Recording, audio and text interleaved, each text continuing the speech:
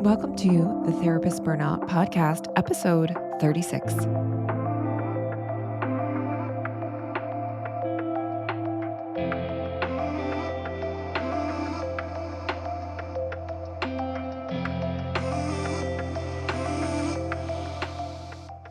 Hello, therapist. Welcome back to the program. Today, I have a guest, Andy Benckart. How's it going? It's going pretty well. It is much cooler here in Maine, so I'm pretty happy that I'm not just sweating constantly like we have been for the last few weeks. I know. So, Andy is in my state. So, we are talking over, but we're talking virtually, but we're actually not that far away in distance, but still on a screen. One day I'm gonna have like a podcast episode like in person. That's a dream. It's gonna happen one day. Maybe I'll invite you to that. We'll have like a Yeah, panel podcast, which I think would be super fun. I think you can like rent podcast studios. I've looked into yeah. it, so it's in my brain to think of There's a super lot of cool. co-working spaces in Portland too that we could easily like get in too Yeah, and have yeah, people. most definitely. So yeah, I that has my brain turning. Thank you for Yeah. that. All right, so I will kick it off to you and just ask you, what is your burnout story? Yeah, so I am currently in grad school now, but I worked in residential treatment for about 4 to 5 years, and my burnout story is essentially that, like, I was so overworked at residential and, like, not moving up at all that somehow the way to be less burned out for me was going to school. I think for a lot of people, that's, like, a pretty insane, uh, "Oh, my job is so stressful that, like, grad school is less stressful." But that has been the case. I'd also say I have, like, Same. I yeah, I had every reason to stay too, like, I am a former client, was a part of the residential program, like, I had every reason to wanna be there, and I was so burned out that I was just like, "Well, grad school, I've been wanting it, I don't see myself feeling, like, less bad, so, like, at least school will be different." And, like, hopefully, like, get me a little bit less burned out even though I'm still doing more work, it's just different and not as, like, intense. Yeah, it's pretty crazy that, like, going back to grad school was the way that I, like, had to find a way out to not feel, like, pretty consistently emotionally and, like, physically burned out every week for a while. Yeah, I said same because I was working in foster care before I started my doctoral program, and it was either like, I'm gonna do an MBA and go into business, or I forgot, like, I even told my partner the other day, I'm like, "I actually have a minor in marketing, I forgot all about it." Like, it was so many years ago that I did that. But I have one.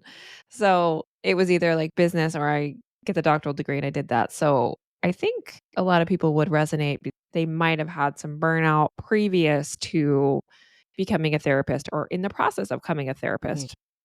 And I have another guest that's coming on very soon that is talking about their burnout actually in school. So, they experienced it, like, during the pandemic and seeing mhm. clients on their, or maybe it's right after. Anyway, maybe I'm wrong. At any rate, Yeah. I was gonna ask you about residential because I feel like in addiction, oftentimes like an LADC or a licensed drug and alcohol counselor, it's different licensures. Is it always LADC? I'm not sure.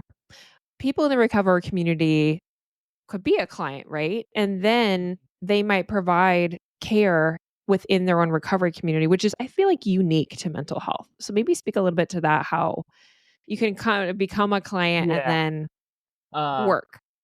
so this is, like, more common in the recovery community. I was also in a place that was, like, generally mental health, but we would take on some addiction, like, addiction Oh, okay. obviously follows under that, but, like, I think it's, like, become a norm elsewhere in recovery programs, and residential treatment is usually recovery-based, so, like, other programs that started to pick it up, I have to say, like, it is, like, I think very impactful and helpful in a lot of ways to be a client and then be a provider because 'cause I'm like, I know exactly what you've been through, but on the other hand, I experienced, like, a life stress because I was like, "Oh, this is my life, I'm seeing other people go through what I've been through," like, beyond empathy burnout, like, my life and my job were like so deeply intertwined that I also think that led to me being like way more burned out because I was like, I don't know where work ends and like begins. Like I lived in the house that I worked at.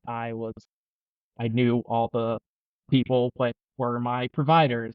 They went from being providers to coworkers. Like it becomes so intertwined.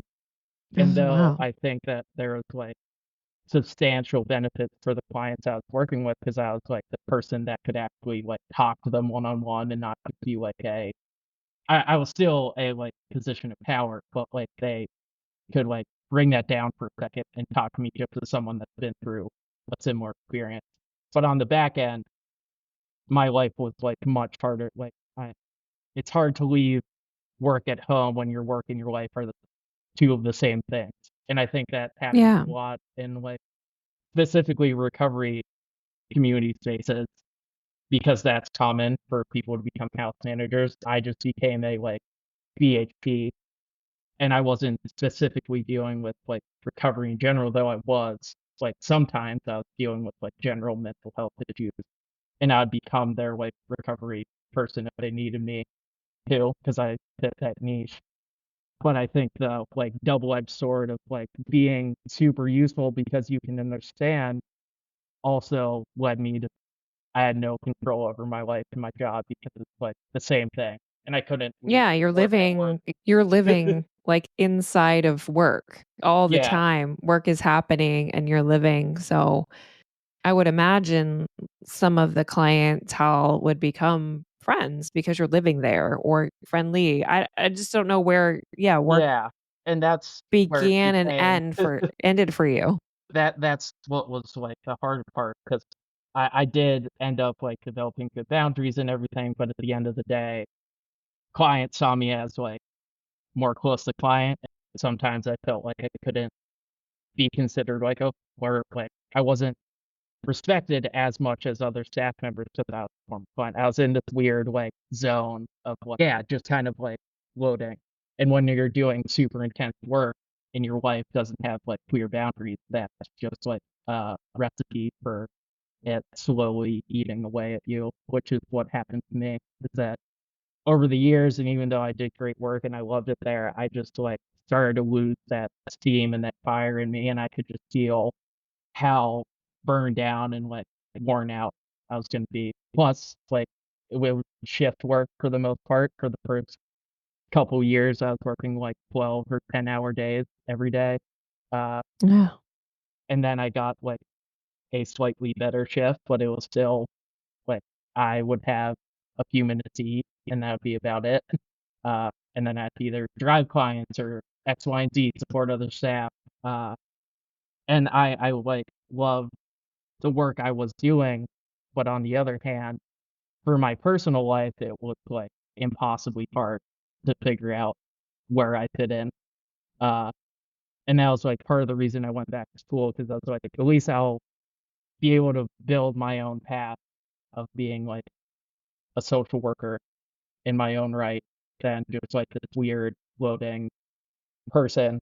And I think this happens for a lot of people that end up doing the like transfer over. I'm in the Portland recovery community and it's pretty common for clients to become staff just because that's like a norm. Yeah, it is. I mean, Yeah.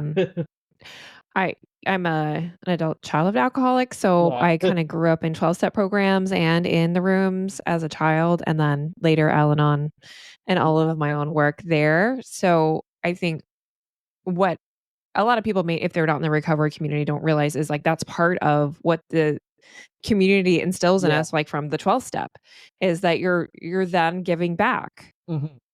But And I there's don't think yeah. go ahead. Yeah, And I go ahead. think there's parts of that that are like great and that can like work if, like in your daily life, but when that becomes your job and your recovery become tied, that's when it becomes hard.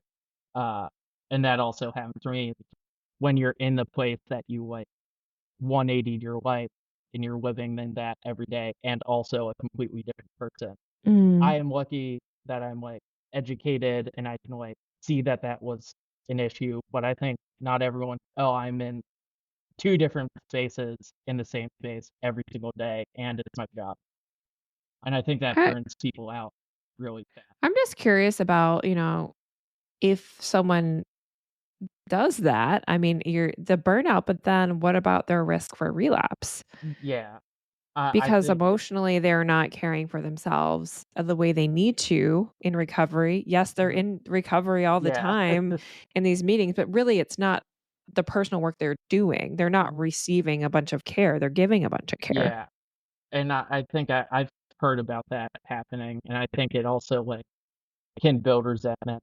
I mean, that's like a 12-step word everyone kinda uses in 12 steps, but, like, you can build resentment against, like, your own recovery because 'cause you're, like, seeing people not not quote unquote "get it" or not, like, succeed like you did, and I think if it's not taken into account that, like, you're your own person, and that makes it even harder when you're just, again, working in the place that you live, the place you got sober, like, the lines are Mhm. so blurred, I feel like relapse is, like, more and more common among, like, recovery professionals that were sober themselves. I am, like, more nationally tapped in just through, like, other larger programs, and it's not uncommon recover people that are in recovery that became recovery professionals to, like, relapse because the Yeah. lines aren't clear, or Yeah. that, like, they don't actually get care, they give care completely, and then, like, Mhm. that internal burnout isn't talked about as much. Living in this, like, 2 you're in a two-person system inside of you where it's like, "Oh, yes, there's a part of me that needs this to survive, and also it's my job." There's so many layers. I'm thinking of your thought on resentment because I know that for therapists, I talk with them a lot about anger and resentment Mhm. in their burnout and in constant giving. So maybe can you speak a little bit about your experiences with that? Yeah, I think I definitely started to gain some resentment for my work just because I was, like, propped up as, like, in a good way and a bad way as, like, "Hey, you can do this, you can get through it, you can change your life." Like, here's someone that went through the system and, like, changed it, and that's, like, great to have. I think there is something to be said, like, up here showing that it can be done, and they aren't just, like in residential, there's a lot of their own terms for, like, getting through the program or whatever you call it, depending on what residential program they're in. They're well, they're, like, acronyms and words specified to, like, that specific program, and, like, I was working with young adults and they're, like, not listening to it. But I was the person to be like, "Oh, this is real." But on the other hand, like, I started to build resentment because I was like I got all the benefits in my own life, and my life changed, like, 180, and I was like, I wanted them to do it so bad because I know how bad it was for Mhm. me before I went residential, and it, like I love my clients, but sometimes I was like, if you just, like, give in and, like, work hard, like, your life can get better, and then when they didn't, I'd be like, "I'm, like, here to show you that it's possible," and then you're not doing it, and it's, like, very human to me because it is personal to me, and then, like, that builds resentment because 'cause I'm like, "You can just, like, show up. We can make this work and your life can get better," and you can't show them that, so instead you just have to, like, bite the bullet internally, especially for me, it Yeah. was, like, very personal. I was on death's door before I got sober, and then I went through programs, and it, like, helped me. And though not everyone was dealing with the same, like, level of possible issues if they didn't follow through, like, they're still hurting themselves in some ways, and I felt that Yeah. pain as someone that did, and then it's really hard not to be, like, kinda pissed off when they weren't doing it if you're someone that has, like, experienced the benefits of following through and just, like, changing your life and, like, making it better. And, like, Yeah. knowing that they're just, like, leaving freedom and a life of yeah, just a much better life on the table because they just aren't willing to, like, meet with their, like, clinician, meet with their life coach, like, all these things that I'm like, it's just, like, these little drops in the bucket that make your life better slowly, and then they wouldn't I do think it. you're not alone in, Yeah. like, that feeling of I called it, like, there were some clients I worked with that I felt like I would throw the therapeutic sink at them, like, "Okay, I have all these I'm EMDR certified, and I'm a certified brain injury specialist, and have 20 something years of Yeah. experience, and, like, I'm throwing everything I know, all the therapy skills I know at you, and nothing is sticking, and you're Yeah. not picking it up." And, like, we know why. There's a lot of reasons, of Mhm. course, why clients may not be successful in therapy, namely trauma, Mhm. intergenerational trauma, substance abuse, which is just so high Yeah. for relapse and difficulties.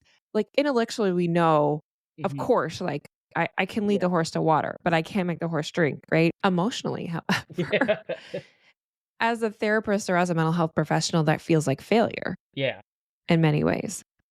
And especially in such a, like, high stress situation, like, we wouldn't be given, like, a third option. It would just be, like, get them out so they can do the thing and, like, support them and, like, intervene in any way you look bad if you can't, essentially.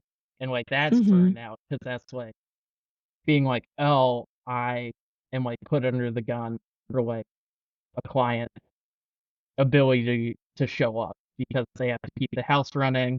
Residential runs in very specific ways. Like, in one hand, I get it. Like, they need people to attend the services that they're offering. Like, that's why they're there. On the other hand, I'm like, I can only do so much. And now it looks like or I'm getting treated like I'm failing because I, like, didn't intervene the right way that, like, could have made them, like, show up. Yeah. And, like, you never know what that wait is gonna be every day, and there's multiple clients in the house, and I'm only one person, and I have to, like, drive people to work and, like, pick stuff up, and I was juggling, like, just day-to-day tasks on top of that, and then having to be like, "Why didn't you get them to come down?" Or, like, "Why didn't you get them to do this?" I'm like, "I'm only human."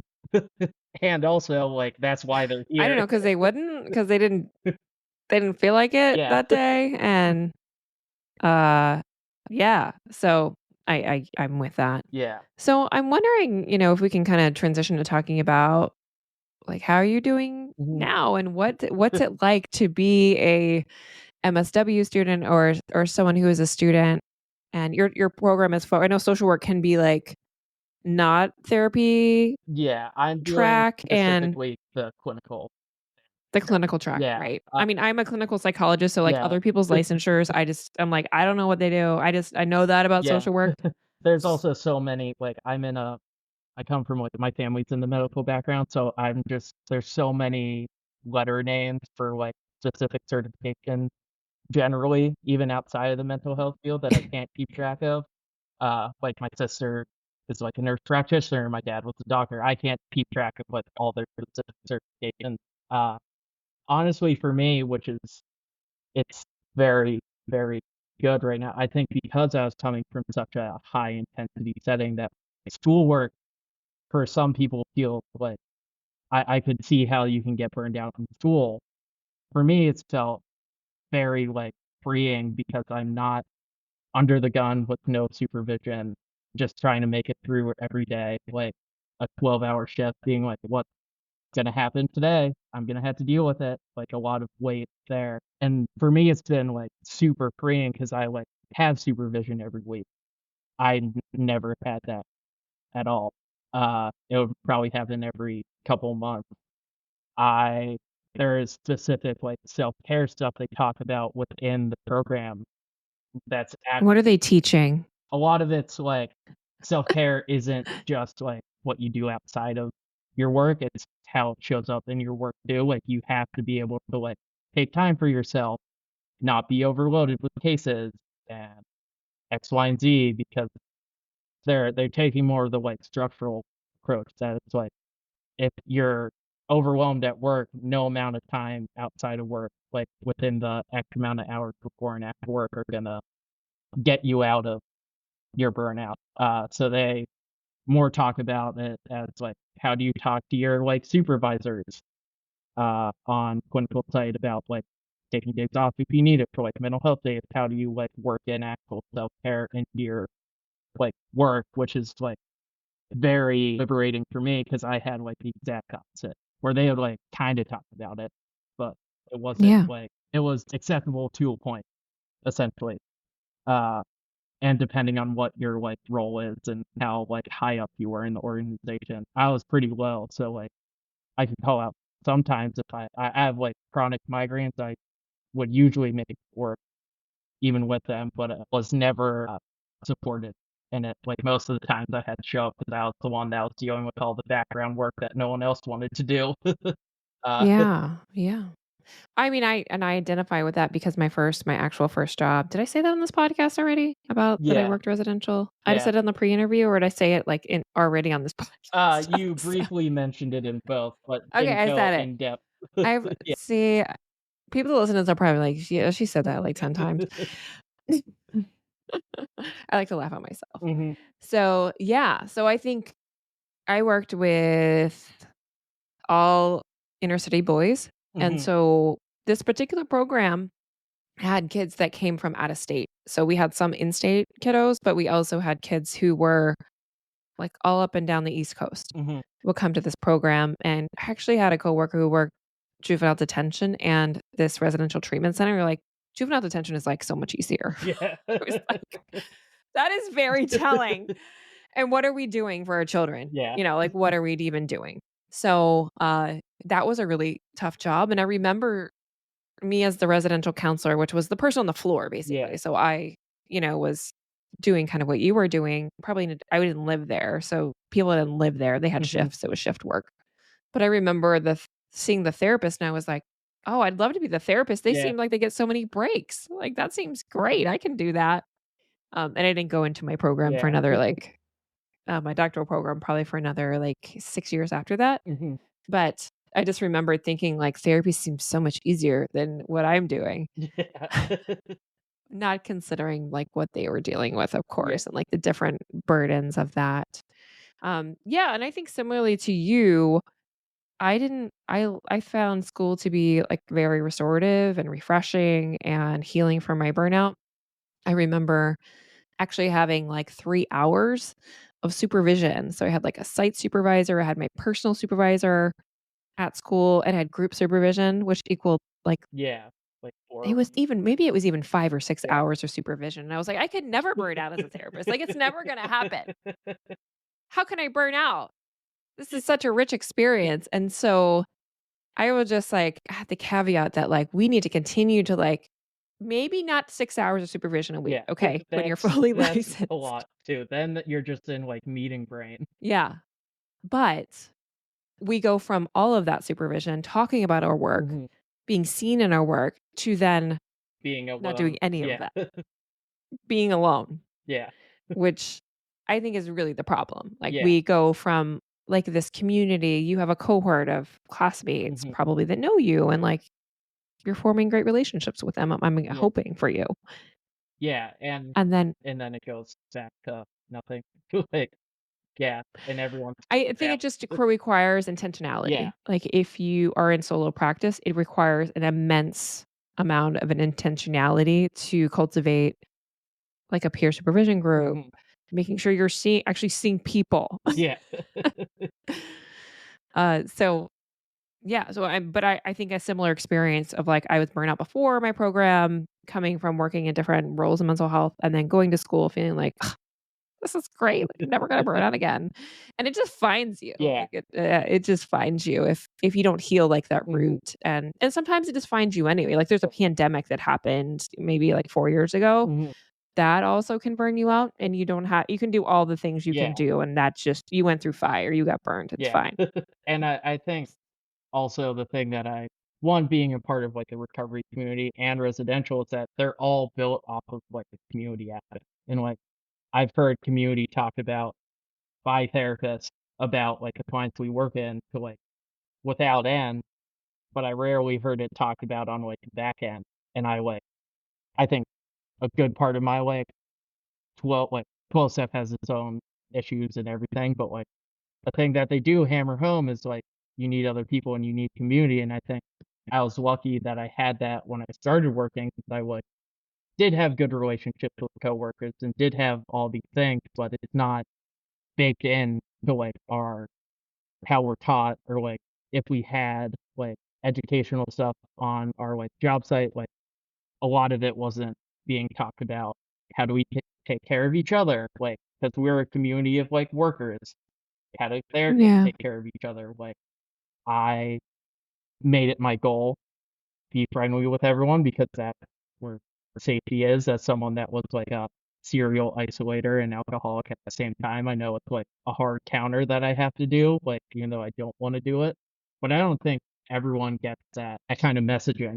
I think we get that messaging for clients. Like, I hear about community care all the time in the recovery community, but I hear it not much on the therapists should get together more. Like, there should be more of a, like, built-in community system that we just don't have. Like, I have clinicians that I'm, like, very good friends with through all these things, and there's no place for us to, be or go into because they're, like, we are kinda islands depending on where you're Yeah. working together, but, like, that never worked. As someone who tried to be an island for 21 years and, like, my life blew up, like, that's the thing, like, I've been interested in private practice, but I know that's the double-edged sword of, like, you're putting yourself on an island, and we talk about community with our clients 24/7, and then on the back end, do the complete opposite for ourselves. Mm. Oh, say that one more time.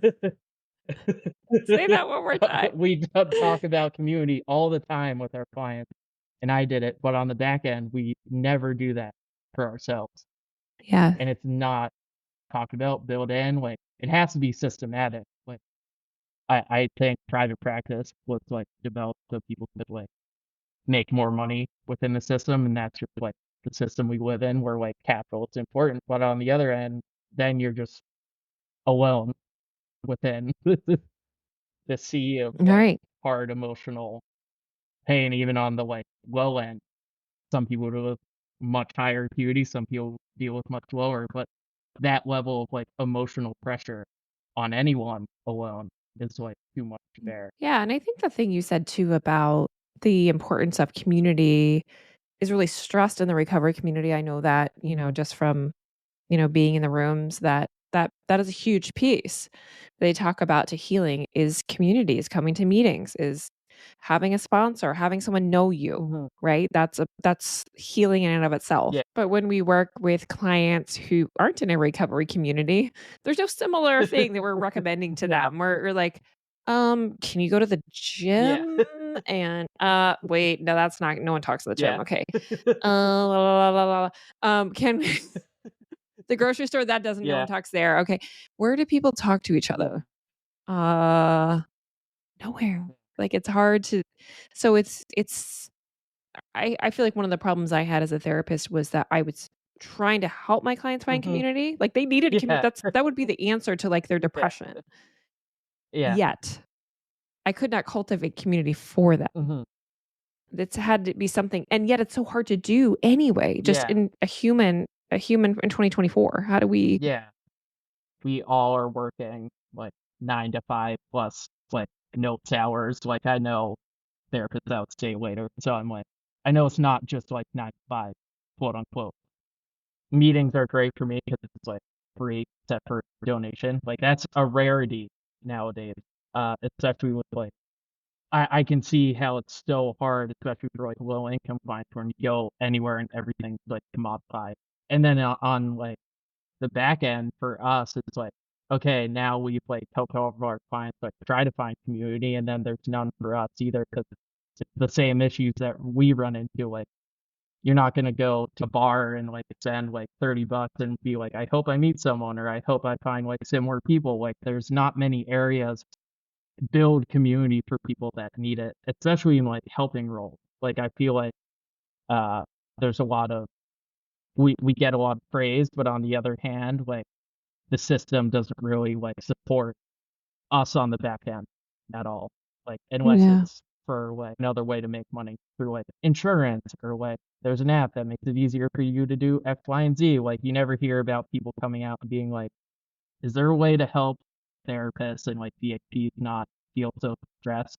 Because, like, I haven't heard anything. I know there's stuff for, like, nurses and everything. I always said if, like, post-COVID and then someone that started working residential during and after it, I'm like, we are the downstream fallout that everyone forgets exists. All the post-COVID, like, issues essentially hit social work 2 years after everyone's moved on, and then, like, what does that look like? And, like, Yeah. Someone else the boats said that in an never interview show to up. me, like, we but someone else just recently said the same thing. I don't know, it was maybe it's an interview that's gonna Yeah. come out that I was talking on. But someone was just saying, like, there was never a time where we really got to have any healing, Mhm. like, we didn't have a moment where or as a society, just because I think, we've gone from one crisis to Yeah. another. If it wasn't COVID, it was, racial reckoning Mhm. and political crises after political crises. So I think there's just more healing work to do, Yeah. and these conversations need to continue. I think there are some groups that are starting Yeah. to talk more and more about what therapist needs are. I mean, I am one Yeah. person with a voice that is trying to amplify other Mhm. voices, but of course, we need more people to do it, to talk Yeah. more, to try to think about how we can start to cultivate community. I'm actually talking with someone, hopefully, that will pan out with NAMI of Maine Mhm. in our state to try to cultivate some more community for the clinicians here in Maine. So stay Yeah. tuned. Hopefully, that will be something that is forthcoming. Yeah. So, I mean, as a student, like, have you thought about how your if you could see your career trajectory as you're starting your career, like how can you start to see having more balance? I talk about counterbalance, not balance, because when you come off a trauma session, like there's no balancing No. that. It's I have a certain energy that got depleted and now I have to restore that energy. So it's more thinking of like I need to counterbalance all of that stuff with connection, with healing, with thinking you in the recovery Yeah. community, you get that piece Yeah, because they talk to you about it so much. yeah, so I definitely have, like, thought of that, and, like, one of the ways that I, like, healed myself personally was, like, having, like, non-negotiables, essentially, in my life, and, like, a lot of that for me is, like, I go to 1 meeting a week, like, I work in a social role, so, like, social battery going to a meeting every day is not in the cards, or I'd be burned out of meetings, which I can't really do for my own survival, and then for me, it's like the other things that bring me joy that I like people in my life know that like I need to go and do this because like during the week I'm taking on such hardcore external pressure that if they want me to show up in like their lives like the way I show up for my clients, I need like certain things. Like I'm a year-round surfer. Like all my friends know that if there's surf, I'm like for these 2 hours, like, you're not gonna find me. I'm going surfing, like, this is the thing that, like, makes me wanna be alive and, like, love my life and, like, all these things, uh, and then, like, the other things are, like, I talk to my family every week, like, these small little, like, a thing that I was lucky enough to hear, like, very early in my recovery, and I've kinda taken into everything, is that it's not about making the change, like, way over time. It's about making, like, a 1 degree change every day. And, like, I think that's the same with, like, trying to get away from, like, burning out again. It's like, if I make these, like, slow 1 degree changes to take care of myself, the likelihood that that's gonna happen over Mhm. 365 days is a lot less. Non-negotiables are hard, but there's certain things that come up in life, and you're never gonna be able to, like, always do that. But I learned if I, like, have certain things that, like, people in my life know will make me, like, happy and show up and, like, be at work okay. They know it's part of me, and they know if I take this time, like, I can show up in every other part of my life. Like, that's how I've been able to, like even when it was, like, the worst time at my job, like, I still had those, and that's what made me be like, "Okay, I can show up again." Uh, and sometimes you can, like, tick them off, and sometimes you can't. I would try my hardest to find a way that I, like, always was in the water, like, once a week. I was, like, always going to my own therapy sessions. I was always, like, going to meetings. Like, I made sure I had things that never allowed me to get my cup so empty that it exploded, because I know that feeling as someone that's in recovery. Uh, and I think, like, with a lot of people that are, like, very smart and educated, like, we can intuitively know that, but that feeling isn't, like, always talk about openly, and, like, Yeah. I am lucky and unlucky in a lot of ways that I, like, have had a lot of challenges really early in my life, so I know, like, how bad it can get emotionally, and I know where Mhm. those lines are, and I think those conversations aren't happening as much generally with everyone in working helpful professions, like, where are your lines that, like, things are gonna go off the rails? 'Cause I know what that feels like, and I've had a life where it's gone off the rails, like, due to, yeah, just, like, emotional disaster and explosions, 'cause that's essentially what, like, addiction is over time. But being able to, like, realize that and, like, constantly move, like, 1 degree away from whatever that is, Yeah. uh, was the way that I, like, and that's how I just live my life now, and that's what I wanna take into my, like, practice, like, these non-negotiables, like, that means I'll have to, like, change my hours, X, Y, and Z. Well, I know I won't be in the possible, like, worst place, and I know what the worst place looks Yeah. like, which is tough to say as, like, a 29-year-old, like, that's been through that already, but it does help that you don't end up that place accidentally, which I think happens a lot for, like, people that haven't experienced that. So good. So good. Yeah, I'm just thinking about that 1% change because I think, a lot of people, a lot of the therapists I talk to who are in burnout, they're like, I needed to change like Yeah, today. yeah. Today. I need out. And I'm like, okay, thank God. I do crisis Yeah. assessments still. And I often think of it like, okay, we are in crisis. Mhm. And so actually we don't wanna make huge changes, No. and I think the program is actually great about talking about, like they have a lot of, sayings that you Yeah. probably know on the top of your head about when like, "Don't do anything rash." Yeah. What is the saying? What's One one of of the the mottos ones for the that program? I, like, heard very early on was, like, don't make any, like, major decisions, like, wait 24 hours before you do anything, Yeah, especially when you're, like, super early in sobriety, because your brain just like, "I need to do something." and I just think that's a human Yeah. brain, like, when we're in pain, right? When we're in pain, our human brain is telling us, like, "We are in threat. There's a freaking Yeah. cheetah coming to get us. Like, get us the out of here." And so that's what your brain is telling you. And so it takes a lot of conscious effort and support to have someone support you and be like, I get it is so freaking Mhm. hard right now. And I know you don't want to hear me say, like, what is the one thing you can do today to help yourself feel a little bit of ease? Like they're about to throw a Yeah. something at me. Do not want to hear it.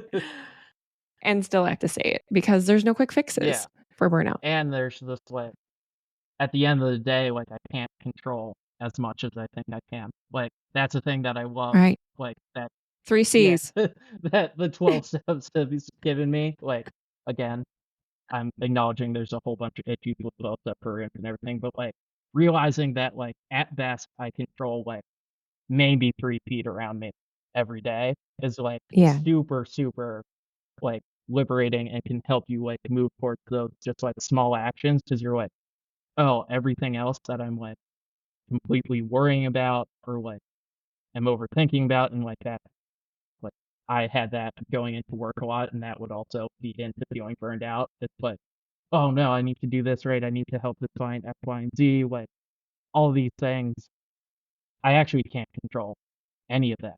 Like, I can show up, and they can show up, and that's that, and it's like, what can I Yeah. control in my life? And it's usually not a lot, and it's very small, but, like, if I take that action, I feel better, even if Mhm. not, like, most of the stuff I do to feel better is I don't want to do it and it's not fun, but I always feel better after.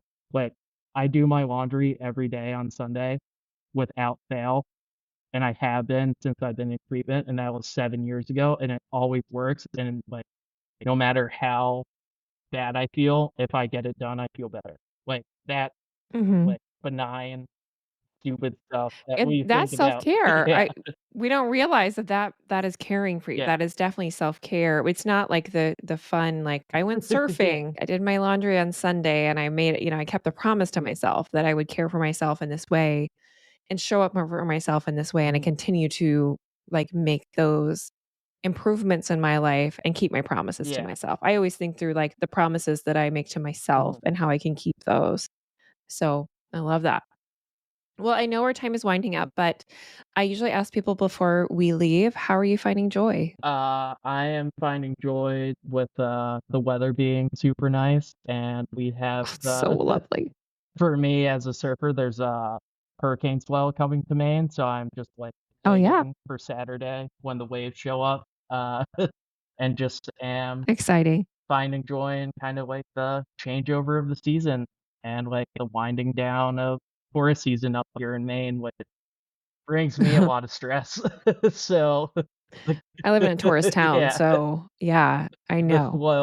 slow winding down of tourist season is also just giving me a lot of joy because it's like I love Maine because it's like pristine and like there isn't many people that live It's here, and I grew up beautiful. in cities, so it's like just being able to like drive and see a few cars on the road and like trees everywhere and go to the beach and like just be like that's something that I find joy of in everyday life that I never thought I would in my life beforehand. Like just the small thing.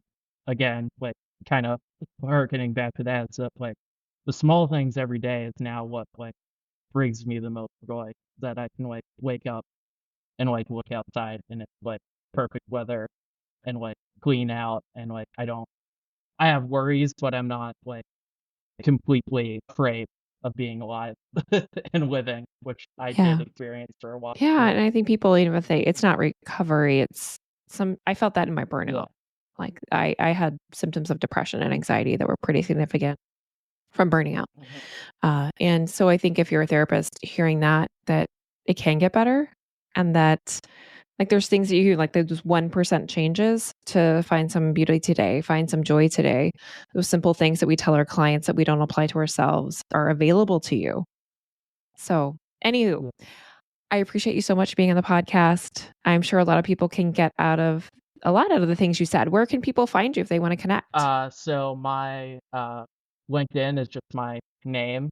Uh, Currently Okay. I'm just in grad school, so I don't have like a business page or anything. But if anyone would like to connect with me there, or yeah, I think that's the only like social media connected to like the business side of my life right now. If you want to connect further, That I could have change. So yeah. LinkedIn's a nice, that changes, Yeah. right? So Right now that's kind of where I'm like doing all my like personal professional development, and then later in life or down the road when I'm like more established, I hope to have more places where people can come and find me. cool. All right. Well, thank you for so much for being on the podcast. Yes, thank you. Hey, therapist, thanks for listening to the episode today. If you love this podcast, send it to a therapist friend who may need it. Also, consider leaving a rating and review on Apple Podcast. It lets the podcast player know that this is a great podcast. We should send it to more people. Also, I'd love to hear from you. I have included my pen pal list for other therapists. Yes, I do write back, and I'd love to hear from you. Requests for podcast topics, to know how you're doing in these therapy streets. So I'm here for all of it. I would love to hear from you, and we'll talk soon.